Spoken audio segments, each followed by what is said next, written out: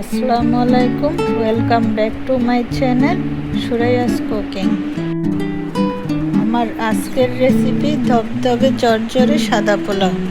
তো চলুন দেখে নেওয়া যাক কীভাবে সাদা পোলাও তৈরি করতে হয়। সাদা পোলাও তৈরি করার জন্য আমি নিয়েছি 1 কেজি পরিমাণ পোলাও চাল। চালগুলো প্রথমে আমি ধুয়ে ভালোভাবে পরিষ্কার করে নিয়েছি। আর এখানে দিয়ে দিচ্ছি 2 টিস্পুন লবণ, আর দিয়ে দিচ্ছি কয়েকটা লং, এলাচ, দারুচিনি। এখন চুলায় একটি প্যান বসিয়ে এতে দিয়ে দিচ্ছি 2 টেবিল চামচ ঘি।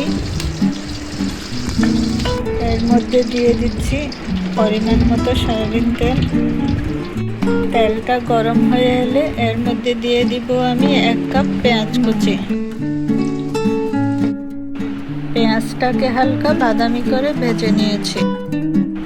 এখন চালটা আমি বেশ কিছুক্ষণ উল্টিয়ে পাল্টিয়ে ভেজে নেব।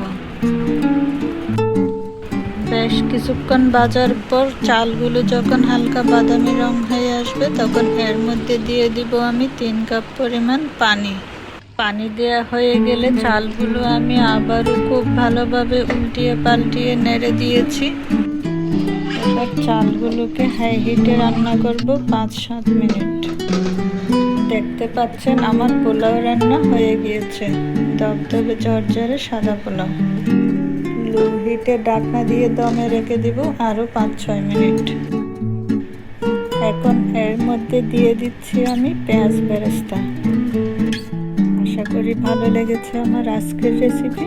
ভালো লাগলে একটা লাইক, কমেন্ট আর শেয়ার করে আমার পাশে থাকুন। আল্লাহ হাফেজ।